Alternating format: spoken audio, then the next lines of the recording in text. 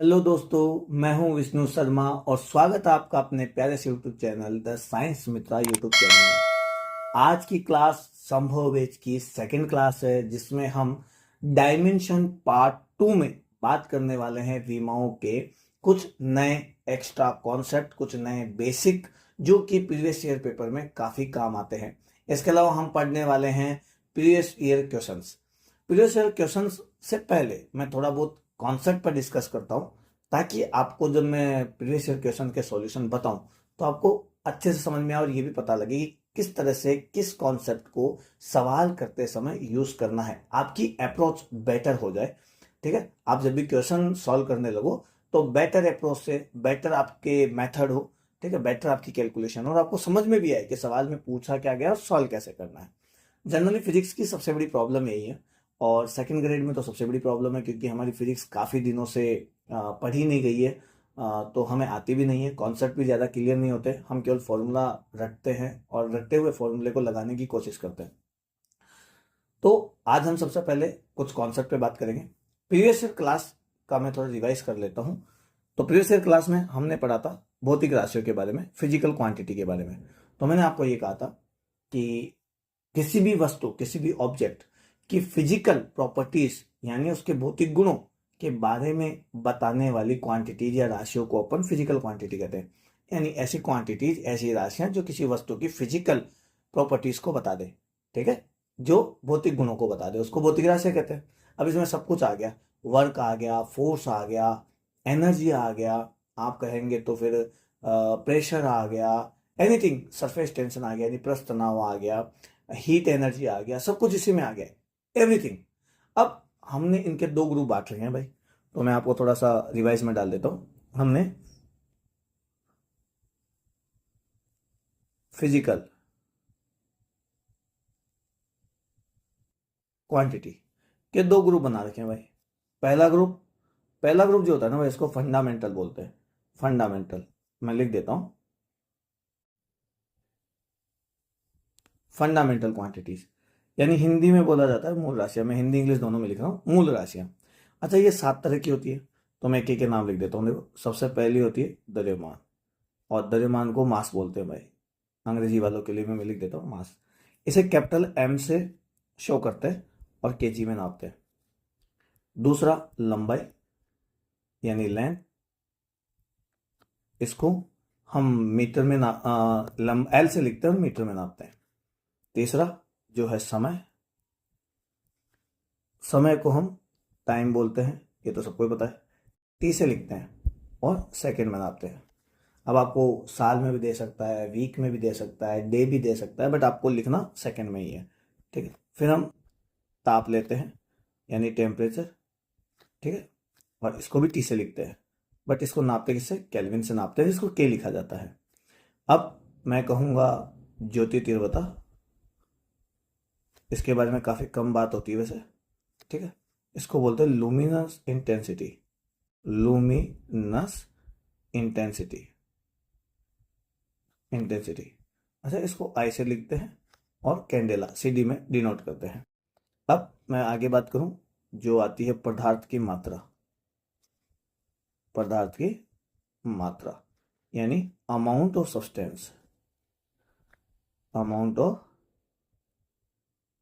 Substance. और amount of substance जो होता है उसको हम स्मॉल एन से कैपिटल एन से लिख सकते हैं, यानी अणुओं की संख्या, मॉलिक्यूल्स की संख्या, और इसको हम मोल में लिखते हैं। ये वही केमिस्ट्री वाला मोल ही है, ठीक है। और अब मैं यहाँ पे बात करूँ विद्युत धारा, सबको पता होगा, इसको बोलते हैं, हाँ, इसको बोलते हैं इलेक्ट्रिक करंट। ये आई से लिखा जाता है और इसको डिनोट करते हैं अपन, मतलब आई से लिखा जाता है और डिनोट आई से करते हैं और मान नापते इसको एम्पियर में है। ये आपकी मूल राशि हो गई है, ठीक है। अब इसके अलावा जो बच गई है उन सबको हम बोलते हैं व्युत्पन्न राशियां यानी डिराइव्ड क्वांटिटी। क्या बोलते हैं, डिराइव्ड क्वांटिटी। अब मैं लिख देता हूँ कि इनको बोलते हैं derived quantity, derived quantity. Derived quantity यानी व्युत्पन्न राशियां। क्यों बोलते हैं भाई इनको, क्योंकि ये मूल राशियों पर बेस्ड होती है, यानी मूल राशियों से मिलकर बनी होती है, फंडामेंटल क्वांटिटी से मिलकर बनी होती है। फंडामेंटल क्वांटिटी को फंडामेंटली क्यों बोलते हैं? क्योंकि ये किसी पर निर्भर नहीं करती, किसी पर निर्भर नहीं करती। और डिराइव्ड क्वांटिटी किस पर निर्भर करती है? मूल राशि पर, यानी फंडामेंटल पर निर्भर करती है। ये हमारी कहानी थी, फंडामेंटल पर निर्भर करती है। अब मैंने आपको कहा था कि जब भी आप विमाएं लिखें तो विमाओं का मतलब होता है कि किसी भी राशि को, किसी भी व्युत्पन्न राशि को फंडामेंटल क्वांटिटीज में लिखना, फंडामेंटल क्वांटिटीज के रूप में लिखना, फंडामेंटल क्वांटिटीज की टर्म्स में लिखना, ये क्या कहलाता है? आपका विमाय कहलाता है। अच्छा, जिसको पूरा ढंग से समझना है, देखो मैं अभी केवल रिवीजन में मोटी मोटी बात कर रहा हूँ, लेकिन जिसको पूरा ढंग से समझना है वो डायमेंशन पार्ट फर्स्ट पहले समझिए। 3 वीडियो में ये क्लास मैं खत्म करूंगा, इसमें प्रीवियस ईयर के क्वेश्चंस भी लाऊंगा, ठीक है, और आपको कॉन्सेप्ट भी बताऊंगा। बट पूरे ढंग से आपको समझना है, बेसिक से समझना है, तो एक एक पार्ट को आप समझिए ताकि सीरीज वाइज आपको समझ में आए, ठीक है। ठीक है, क्योंकि हम हर वीडियो में अपना थोड़ा सा कॉम्प्लिकेशन लेवल बढ़ाते हैं, कॉन्सेप्ट को थोड़ा 1 ग्रेड 2 ग्रेड ऊपर लेकर जाते हैं, ठीक है, उनका लेवल बढ़ाते हैं। क्योंकि हमारा मोटो यही है कि हम आपको प्रोवाइड करवाए जीरो से हीरो वाला लेवल, हीरो वाला लेवल। तो जीरो से स्टार्ट करिए और हीरो लेवल तक जाइए, ठीक है। चलिए, अब लिखते कैसे? तो मैंने कहा था आपको लिखते समय कि जब लिखने की बारी आई, विमाएं लिखने की बारी आए, तो जो द्रव्यमान है, लंबाई है और समय है, यानी मास है और लेंथ है और टाइम है, उसमें तो हम एमएलटी काम में लेते हैं, ये काम में नहीं लेते, केजी काम में नहीं लेते, मीटर काम में नहीं लेते, सेकंड काम में नहीं लेते। लेकिन अब देखो, जैसे मैं टेम्परेचर की बात करूंगा तो टेम्परेचर का भी टी है, टाइम में भी टी आ रहा है। अब ये दोनों टी सेम से हो गए तो कंफ्यूज हो जाएंगे, इसलिए हम क्या करते हैं, जो बाकी के 4 बच गए, टेम्परेचर बच गया आपका, ज्योति तीव्रता यानी लुमिनस इंटेंसिटी बच गया, अमाउंट ऑफ सब्सटेंस पदार्थ की मात्रा बच गया, विद्युत धारा इलेक्ट्रिक करंट बच गया, इनमें हम इनके प्रतीक चिन्ह काम में नहीं लेते, इंडिकेट साइन काम में नहीं लेते, इनके हम मात्रकों के साइन काम में लेते हैं, ठीक है, ऐसा कह सकते हैं अपन। तो इसको लिखते समय हम इन चीज़ों का यूज़ करेंगे, यानी टेम्परेचर को के से डिनोट करेंगे, ज्योति तीव्रता को सीडी से करेंगे, और पदार्थ की मात्रा को मोल से करेंगे, और विद्युत धारा को एम्पेयर से करेंगे, ठीक है। अब कुछ विमाएं मैंने कैसे लिखी जाती कल बताई थी, अब मैं इसको थोड़ा रफ कर रहा हूँ, देखो। और अब मैं आज की क्लास में आपको बताने वाला हूँ मोस्ट वो इंपॉर्टेंट चीज, राशियां, वो फिजिकल क्वांटिटीज जिनके बारे में अधिकतर पूछा गया है, ठीक है। थोड़ा आज बताएंगे, थोड़ा कल बताएंगे, इसमें आपका 11th और 12th में आने वाली हर फिजिकल क्वांटिटी लगभग कवर हो चुकी होगी, ठीक है। चलिए, कुछ कुछ बेसिक की बात करूंगा मैं, ठीक है, शुरुआत से। तो मैं लिखना थोड़ा सा बता देता हूँ। जैसे हमने बात की, सबसे पहले मैंने कल बल बताया था, मैं एक बार और आपको बता रहा हूँ, ये बल जो है ना मोस्ट इंपॉर्टेंट है, तो आप इसे तो याद ही कर ले, फोर्स को तो आप याद ही कर ले। तो मैं सबसे पहले बात करूंगा बल के, ठीक है, फोर्स को, इसको बोलते हैं फोर्स, ठीक है। देखो, फोर्स को न्यूटन में मापा जाता है। अच्छा, मैंने ये भी कहा था कि 2 तरीके होते हैं, आप इसकी जो डायमेंशन है, या तो यूनिट के थ्रू लिख लीजिए, यानी मात्रकों के थ्रू लिख लीजिए, या फिर फॉर्मूले के थ्रू लिख लीजिए, ठीक है। बट फॉर्मूला, हर फोर्स का फॉर्मूला अलग अलग होता है, तो आप कितने फॉर्मूला याद करेंगे? वैसे याद तो करना ही है न्यूमेरिकल के लिए, बट कितने, एक लिमिट तो होती होगी ना, और आप कहीं भूल गए तो इससे बेटर है कि हम फॉर्मूला वाला मेथड यूज ले ही ना, हम मेथड यूज लेंगे यूनिट मेथड। कौन सा मेथड यूज लेंगे? यूनिट मेथड काम में लेंगे, ठीक है। तो आपको यूनिट्स याद रखनी पड़ेगी, तो थोड़ी थोड़ी जिन जिन की मोस्ट इंपॉर्टेंट है मैं यूनिट बताए जा रहा हूँ, बाकी आप प्रैक्टिस करेंगे आपको यूनिट याद हो जाएगी खुद ब खुद, ठीक है। चलिए, तो ये मैं बता देता हूँ। तो मैंने कहा बल का जो मात्रक होता है वो होता है न्यूटन।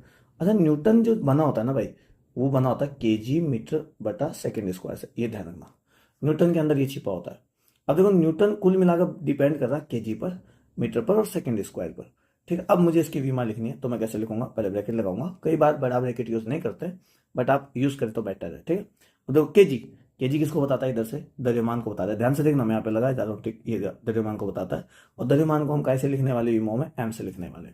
अब एक बात और मैं आपको बताने वाला हूँ, जो थोड़ा ध्यान से आप देखेंगे तो, कि भाई जब मैं विमाएं लिख रहा हूँ तो मैंने केजी की जगह एम लिख दिया विमाएं लिखते समय। अब मुझे इसके ऊपर पावर लगानी है, पावर का मतलब है केजी स्क्वायर में है, केजी क्यूब में है, क्या है? तो यहाँ केजी के ऊपर पावर है 1, तो मैं एम के ऊपर भी पावर लगा दूंगा 1, ठीक है। यहाँ मीटर है, देखो आगे अगली चीज कौन सी है? मीटर। तो मीटर को कैसे लिखते हैं? देखो, मीटर लंबाई को बताता है, यानी एल से डिनोट करना है हमें, तो मैं एल से लिखूंगा। और इसके ऊपर भी पावर कितनी है? 1, तो मैं यहाँ पे पावर लगा दूंगा 1।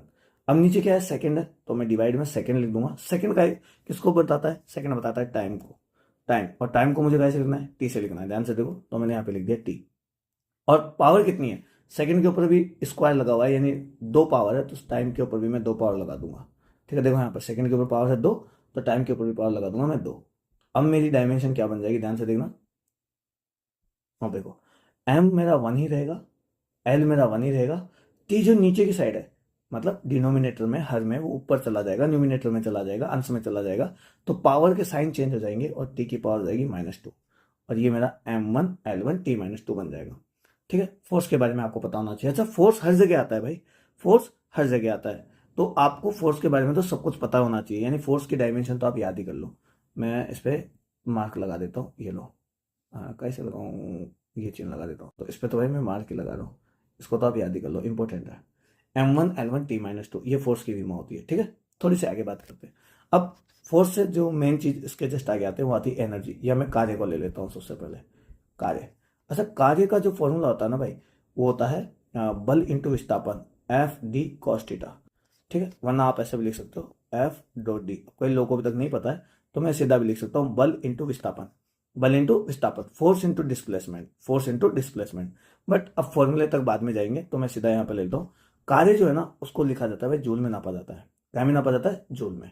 ठीक है, जूल को जैसे लिखा जाता है। ठीक है, अब देखो जूल के अंदर छिपा होता है न्यूटन इंटू मीटर। मैं यहाँ पे दिखा रहा हूँ आपको, फोर्स इंटू डिस्प्लेसमेंट, ध्यान से देखो यहाँ पे लिखा हुआ है। देखो फोर्स, फोर्स को आप काय में नापोगे? न्यूटन में नापोगे। और डिस्प्लेसमेंट यानी दूरी जैसा ही होता है डिस्प्लेसमेंट, विस्थापन वो मीटर में नापा जाता है, तो हो गया न्यूटन इंटू मीटर। तो जूल को आप लिखेंगे न्यूटन मीटर में। अब मैं वीमाई लिखना सिखाता हूँ आपको। न्यूटन की विमा आप डायरेक्ट याद कर दीजिए, ऊपर से लिख लीजिए। मैं लिख देता हूँ M1L1T-2 मीटर। मीटर काय को बताता है? लंबाई को, लेंथ को। यहाँ पे देखो भाई, लेंथ को कैसे लिखना है? एल से लिखना है। कैसे लिखना है? एल से। आप ध्यान से देखेंगे यहाँ पे देखो, एल से लिखना है भाई, एल से। आपको दिख रहा होगा इधर, इधर कोने में देखो, इधर एल से लिखते हैं लंबाई को। तो मैं यहाँ पे मीटर को लिख देता हूँ एल से। अच्छा, इस मीटर पे पावर 1 है, तो ये पावर 1 हो गई और मैंने ब्रैकेट बंद कर दिया। अब मैं सबको जोड़ के लिखता हूँ, तो मेरे पास आएगा M1। एल देखो, एक तो यहाँ पर है, एक यहाँ पर है, दो गए ना, तो एल की पावर 2 और टी जो हो गया उसकी पावर हो गई -2। तो कार्य का फॉर्मूला हो गया, या कार्य की विमाएं हो गई, सॉरी, M1L2T-2। समझ में आई आपको?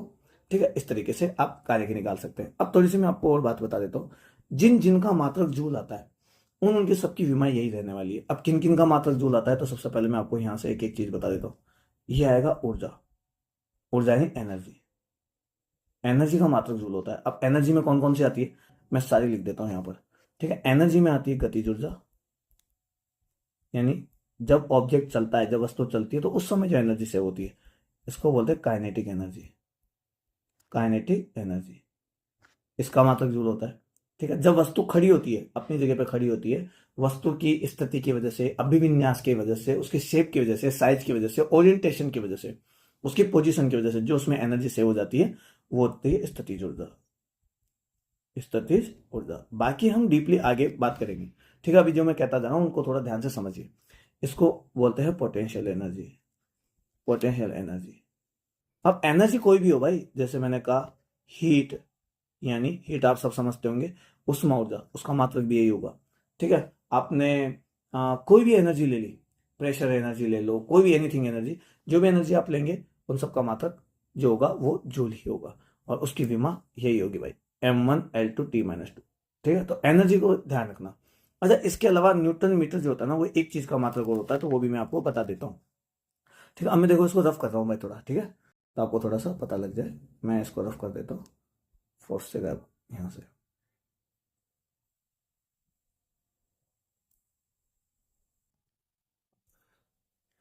देखो, ये जो जूल होता है ना भाई, ये एक चीज का मात्रक और होता है, और उसका नाम होता है बल आघूर्ण। लिख देता हूं मैं यहाँ पे, इसका नाम है बल आघूर्ण।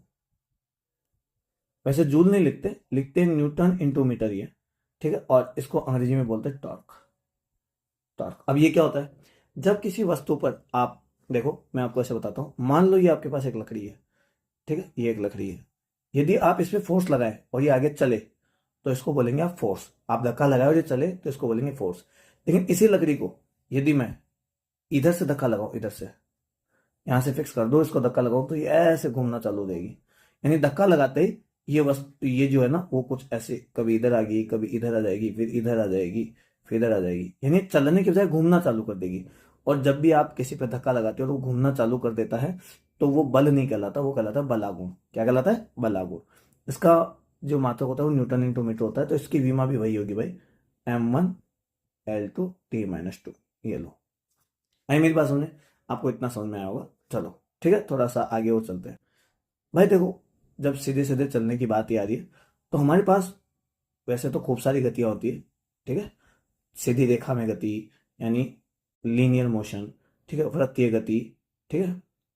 लेकिन जो मोस्ट इंपॉर्टेंट जिनके बारे में बात होती है वो होती है लीनियर मोशन, सर्कुलर मोशन यानी वृत्तीय गति, प्रोजेक्टाइल मोशन यानी प्रक्षेप्य गति, ठीक है, और रोलिंग मोशन यानी घूर्णन गति, ठीक है। तो मेनली जो होती है ना वो रेखीय गति के बारे में थोड़ा सा बता देता हूँ मैं। रेखीय लीनियर मोशन, इसका मतलब होता है सीधा चलना। आप सीधे जा रहे हैं, गाड़ी सीधी जा रही है, ठीक है, किसी भी दिशा में जा रहे हो। एक होता है वृत्तीय गति भाई, वृत्तीय गति, इसे बोलता है सर्कुलर मोशन, ठीक है। सर्कुलर मोशन में ही आगे जाके रोलिंग आ जाता है, यानी घूर्णन गति आ जाती है, यानी घूर्णन गति आ जाती है, ठीक है। भाई मेरी बात समझे, तो आपको थोड़ी वृत्तीय गति के बारे में मैं छोटी छोटी बातें बता देता हूँ। अच्छा, दोनों के बारे में बता देता हूँ ताकि आपको समझ में आए, ठीक है। चलो मैं एक ग्रुप बनाता हूँ, देखो यहाँ पे ये थोड़ा सा इधर का मिटा देता हूँ, ये लो, और डायमेंशन का पार्ट बैठा ही देता हूँ इसका, ये तो फिक्स ही हो गया, ठीक है। चलो आगे बात करें।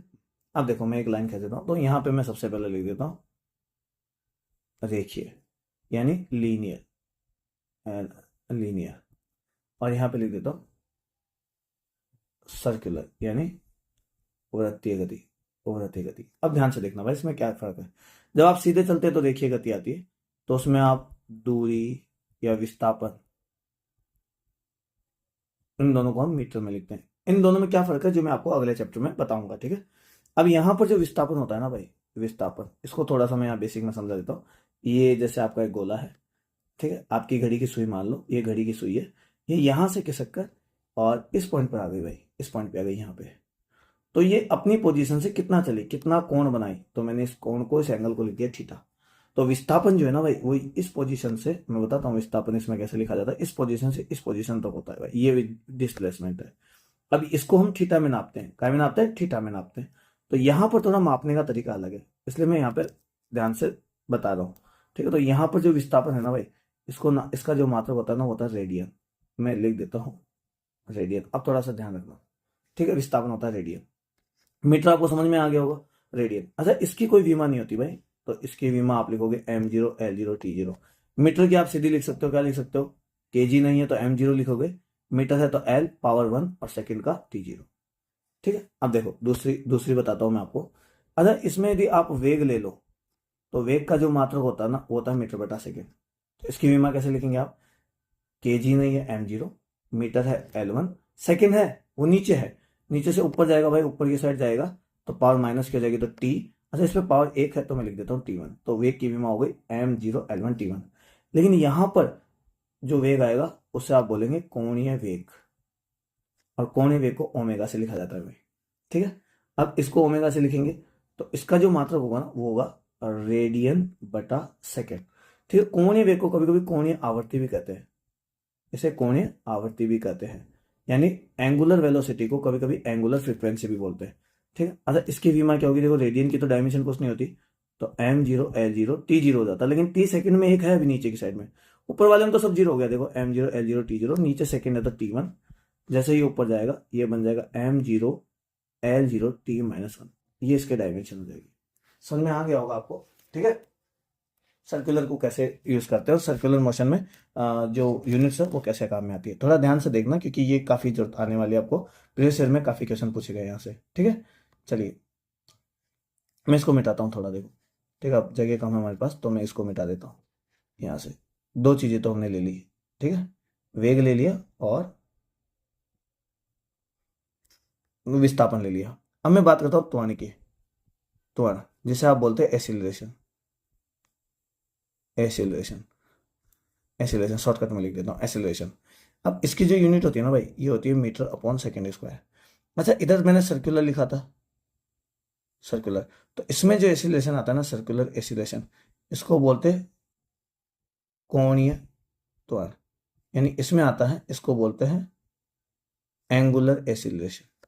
अब इसको नापते हैं अपन रेडियन अपॉन सेकेंड स्क्वायर में, ठीक है। तो देखो इसकी डायमेंशन लिखता हूं मैं, तो केजी नहीं है, देखो तो m0, मीटर का मैं लिख दूंगा l1, और सेकंड नीचे है तो t पावर 2 है तो 2, लेकिन नीचे की साइड है, ऊपर जाएगा तो पावर माइनस की हो जाएगी, तो ये हो जाएगा m0 l1 t-2।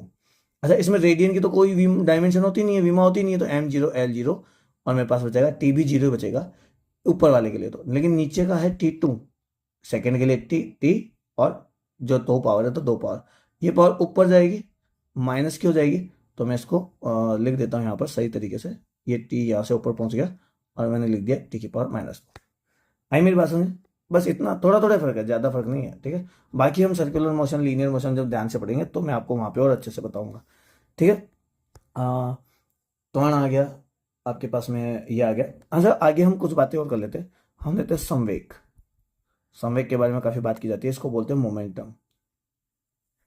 मोमेंटम। अच्छा, संवेग का जो फॉर्मूला होता है ना, पी से लिखते हैं, इसका फॉर्मूला होता है mv, द्रव्यमान इंटू वेग। द्रव्यमान इंटू वेग, mass into velocity. Mass into velocity. भाई कुछ कुछ फॉर्मूले तो याद कर ही लो। द्रव्यमान इंटू वेग, काफी सवाल पूछे गए यहाँ से, इसलिए द्रव्यमान इंटू वेग। तो जो मात्रक है वो द्रव्यमान को काय में लिखेंगे, केजी में, और वेग को लिखेंगे मीटर अपॉन सेकेंड में। सॉरी सेकेंड स्क्वायर लिख दिया, सेकेंड में, मीटर अपॉन सेकेंड में। तो इसकी विमा कैसे होगी, इसकी विमा होगी केजी को लिखेंगे हम m1, मीटर को लिखेंगे हम l1, और सेकेंड जो नीचे की साइड ऊपर जाके हो जाएगा T-1, क्योंकि पावर 1 है, ऊपर जाएगी तो -1 हो जाएगी, ये लो। अच्छा, ये जो संवेग है वो कोणीय मतलब सर्कुलर मोशन में भी आता है, ठीक है, एंगुलर मोशन में भी आता है, और यहां पर इसको बोलते हैं कोणीय संवेग। क्या बोलते हैं? कोणीय संवेग, यानी एंगुलर मोमेंटम। अच्छा, इसको हम जे या एल से लिखते हैं, और इसका फॉर्मूला होता है पी आर साइन थीटा। यानी जो आपका पी है, ये जो पी है देखो यहाँ पर, जो रेखीय संवेग है, रेखीय संवेग बोलो, संवेग बोलो, इसको आर से मल्टीप्लाई करना होता है, साथ में थीटा देना होता है। अब थीटा की कोई मात्रक नहीं होता भाई, थीटा यानी कोण, कोण का कोई मात्रक नहीं है, कोण का कोई मात्रक नहीं है, कोई मात्रक नहीं, कोई मात्रक नहीं तो कोई विमा भी नहीं, यानी ये विमाहीन है, ठीक है। चाहे साइन थीटा हो, कोस थीटा हो, चाहे कोई कोण हो, ये सब, ठीक है। अब थोड़ी सी बात देखो यहाँ पर, ये जो पी और आर है, तो पी का मात्रक मैं यहाँ से लिख देता हूँ, पी का मात्रक है केजी, मीटर और सेकंड, और ये आर है, आर दूरी होती है तो दूरी का मात्रक भी मीटर होता है। अब देखो इस केजी मीटर सेकंड को तो हम ये लिख सकते हैं, यहाँ पे लिखा हुआ है m1 l1 T-1, और ये जो मीटर है इसका एक एल और आ जाएगा तो T1 हो जाएगा। अब देखो एल एक और एक दो है ना भाई, तो 2 एल हो जाएंगे ना, मैं 2 ही कर देता हूँ सीधा सीधा, ये एल 2 है। इस तरीके से कोणीय संवेग काम करता है, ठीक है। कोणीय संवेग की बात ऐसे करी जाती है, संवेग की बात ऐसे की जाती है, ठीक है। थोड़े से और इंपॉर्टेंट रोल पर आते हैं, इंपॉर्टेंट बातें करते हैं। चलिए मैं इसको थोड़ा सा रफ कर देता हूँ, ठीक है। थोड़ा सा, बस ज़्यादा नहीं, बस थोड़ा सा, थोड़ा ये इधर वाला इसलिए नहीं मिटा रहा भाई, ताकि आपको पता रहे भाई किस तरीके से काम में लेना है, ठीक है। क्लियर है? अब देखो मैं आगे जो लूंगा, ग्रेविटी चैप्टर पे आता हूँ। ग्रेविटी चैप्टर में सबसे मोस्ट इंपॉर्टेंट जो पूछा जाता है जी के बारे में, जी को बोलते हैं गुरुत्वीय नियता, ठीक है। गुरुत्वीय नियता, गुरुत्वीय नियता यानी gravitational constant, gravitational constant, gravitational constant कहा जाता है। अब देखो ग्रेविटेशनल कांस्टेंट का जो मात्रक है ना भाई, वो होता है newton metre square upon KG square. कहाँ से लाए सर? तो मैं थोड़ा इसका फॉर्मूला आपको बता देता हूँ। गुरुत्वाकर्षण यानी गुरुत्वीय बल यानी ग्रेविटी फोर्स होता है, उसका फॉर्मूला होता है G m1m2 r²। अब देखो मुझे जी चाहिए तो मैं आर को इधर मल्टीप्लाई कर दूंगा, तो सबसे पहले मेरा फॉर्मूला हो जाएगा F r²। m1 m2 को मैं नीचे ले आऊंगा, फोर्स को मैं लिखूंगा न्यूटन में, आर को लिखूंगा मैं मीटर में, ऊपर लगा दूंगा स्क्वायर, ये m1 भी केजी में और ये भी केजी में, तो ये हो जाएगा केजी स्क्वायर। तो वैल्यू बन जाएगी newton metre square upon KG square. ये मैंने यहाँ पे लिख दी। अब मैं इसको मिटा रहा हूँ, चलो देखते हैं। तो देखो न्यूटन की डायमेंशन में सीधी लिखता हूँ यहाँ पर, तो न्यूटन की डायमेंशन मेरी क्या थी, m1 l1 T-2। इसके अलावा मीटर को मैं लिख देता हूँ L2 से, और जो केजी है, केजी को मैं लिख देता हूँ m और पावर 2 से। अब मैं सबको इकट्ठा करूँ तो मेरी वैल्यू बनेगी m1, l1 और 2 बन के हो जाएंगे l3, और t जो होगा वो -2, और m जो है ऊपर चला जाएगा तो ये -2। सर साइन चेंज हो गए।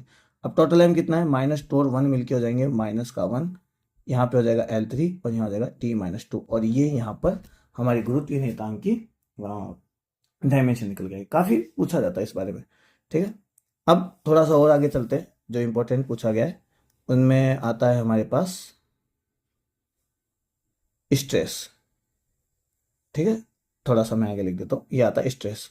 अब देखो, मैं इनको मिटा देता हूँ पूरी फिजिकल क्वांटिटी को ही, ताकि पूरा का पूरा यहाँ पे लिख सको। अब तो समझ गए होंगे आप धीरे धीरे, है ना। और थोड़ा सा बेसिक से ढंग से समझना है तो पार्ट फर्स्ट देखिए, वीडियो काफ़ी बड़ा हो जाएगा। ठीक है, तो हम दो चार और लिख लेते हैं। हम बात करेंगे प्रतिबल की। प्रतिबल, इसको हम बोलते हैं स्ट्रेस। स्ट्रेस, स्ट्रेस जो होता है ना भाई, इसका मात्रक होता है न्यूटन अपॉन मीटर स्क्वायर। अब मैं आपको एक चीज़ और बता देता हूँ, न्यूटन अपॉन मीटर स्क्वायर भी बोला जाता है, न्यूटन अपॉन मीटर स्क्वायर को बोला जाता है पास्कल। पास्कल, ठीक है, ये भी बोला जाता है, पी ए पास्कल बोला जाता है, पास्कल, पास्कल। ठीक है, चलो मिटाता हूँ इसको, ये बोला जाता है तो पास्कल। अब देखो इसकी विमा लिखनी है मुझे, तो न्यूटन की लिखूंगा मैं m1L1T-2। और ये जो मीटर है भाई, ये मीटर, ये नीचे की साइड में जो दे रखा है ये मीटर है ना, इसको L से लिखते हैं, लेकिन 2 पावर है, ऊपर जाएगी तो पावर जाएगी -2। अब मैं सबको इकट्ठा करूँ तो m1L1 और -2 मिलकर हो जाएगी L की पावर -1। -2 में एक जोड़ोगे तो हो जाएगी -1 और T की पावर -2। ये प्रतिबल की विमा हो गई। अच्छा, अब ये जो न्यूटन पर मीटर स्क्वायर है ना, यानी ये जो पास्कल है, ये काफ़ी चीज़ों के मात्रक होता है। उन सबका मैं यहाँ नाम लिख देता हूँ। सबसे पहले ये यंग गुणांक का मात्रक होता है, यंग गुणांक यानी यंग्स मॉडुलस, यंग्स मॉडुलस। ठीक है, इसके अलावा ये अपरूपण गुणांक, अपरूपण या दृढ़ता गुणांक, दृढ़ता गुणांक, इसको बोलते हैं modulus of rigidity, modulus of rigidity. अच्छा, इसके अलावा आयतन प्रत्यास्थता गुणांक, आयतन प्रत्यास्थता गुणांक, इसको बोलते हैं बल्क मॉड्यूलस, इसका मात्रक भी होता है। इसके अलावा हम बात करें दाब, दाब यानी प्रेशर, इसका मात्रक भी यही होता है। अच्छा, प्रतिबल में कोई भी आए, जैसे 3 टाइप के होते हैं, नॉर्मल प्रतिबल, अभिलंब प्रतिबल बोलते हैं जिसको, लॉन्जिट्यूडनल यानी अनुदैर्ध्य प्रतिबल बोलते हैं, वो सब इसी में आ गए। तो ये यंग गुणांक हुआ, अपरूपण गुणांक हुआ, आयतन प्रत्यास्थता गुणांक हुआ, अच्छा दाब हुआ, इन सब के मात्रक जो होते हैं यही होता है प्रतिबल, पास्कल जो प्रतिबल का होता है। और प्रतिबल की विमा मैंने आपको यहाँ पर लिखा दी m1L1T-2। समझ में आ गई होगी आपको। अच्छा, थोड़ा फ्लूइड में चलते हैं, ठीक है, थोड़ा आगे। तो मैं मिटाऊँ इसको, इसको मिटा देता हूँ, मैं आगे दिखाता हूँ आपको। ठीक है, अब हम फ्लूइड में चलें तो दाब के बारे में मैंने बता दिया। ठीक है, वहाँ पर जो सबसे निकल के आती है चीज़ इंपॉर्टेंट, वो होती है प्रस्थ तनाव। ठीक है, इसके बारे में मैंने कल बताया भी था, जो एग्जाम में पूछा भी गया है। इसको बोलते हैं सरफेस टेंशन, सरफेस टेंशन। अच्छा, इसका जो मात्रक होता है ना भाई, वो होता है न्यूटन अपॉन मीटर, बल बटा लंबाई कह सकते हो, फोर्स अपॉन लेंथ कह सकते हो।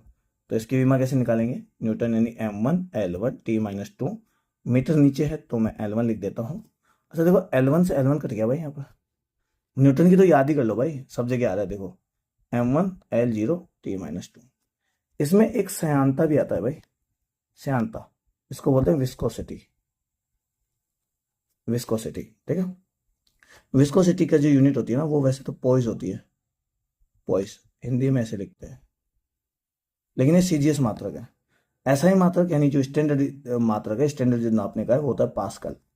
ठीक है, पास्कल सेकेंड लिख देता हूं मैं, पास्कल सेकेंड। अब देखो, पास्कल सेकेंड से मैं विमाएं बनाना सिखाता हूँ आपको। यहाँ से उठाते हैं, पास्कल को क्या लिख सकते हैं हम, न्यूटन अपॉन मीटर स्क्वायर, अभी पढ़ा था अपन ने। सेकेंड की बात करें तो मैं यहाँ पे लिखूंगा सेकेंड। अब न्यूटन की विमा क्या होगी, m1L1T-2, सेकेंड की T1। अच्छा, जो मीटर है उसको हम लेंथ में लिखते हैं, लेंथ को तो डिनोट करता है मीटर, तो मैं यहाँ ऊपर लिख रहा हूँ L। पावर 2 है, ऊपर जाएगी तो माइनस की हो जाएगी, प्लस की है ना तो माइनस की हो जाएगी, तो L की पावर -2। सबको जोड़ के लिखूंगा तो क्या बनेगा, m1, L देखो कितना है, एक L यहाँ पर है, -2 यहाँ पर है, एक में -2 जोड़ोगे तो बचेगा -1। T देखो, -2 यहाँ पर है, एक यहाँ पर है, तो -2 में एक जोड़ोगे तो ये भी बचेगा -1, और विमा हो जाएगी m1L-1T-1। आज की क्लास में हम इतनी ही डायमेंशंस के बारे में बात करेंगे। आज काफ़ी हो गया। नेक्स्ट वीडियो में हम 11th में 2-3 कुछ और क्वांटिटीज बची उनके बारे में, और 12th में आने वाले कुछ ऐसी फिजिकल क्वांटिटी जिनकी विमाएँ पूछी जाती है उनके बारे में डिस्कस करेंगे। तो नेक्स्ट वीडियो भी आप देखना ना भूलिए। और ये वीडियो आपको पसंद आया, आपको समझ में आया, आपका डाउट क्लियर हुआ, कॉन्सेप्ट क्लियर हुआ, तो वीडियो को लाइक करना ना भूलें और साथ ही साथ शेयर करना ना भूलें। ठीक है, तो मिलते हैं नए वीडियो में, डायमेंशन पार्ट 3 में, जहाँ पर हम मोस्ट इंपॉर्टेंट क्वांटिटीज़ के बारे में और बात करेंगे। साथ ही साथ उसी पार्ट में हम आज तक के 11-12 साल में आए हुए इंपॉर्टेंट क्वेश्चंस के बारे में भी डिस्कस करेंगे। तो दीजिए आज्ञा जब तक के लिए। जय हिंद, जय भारत।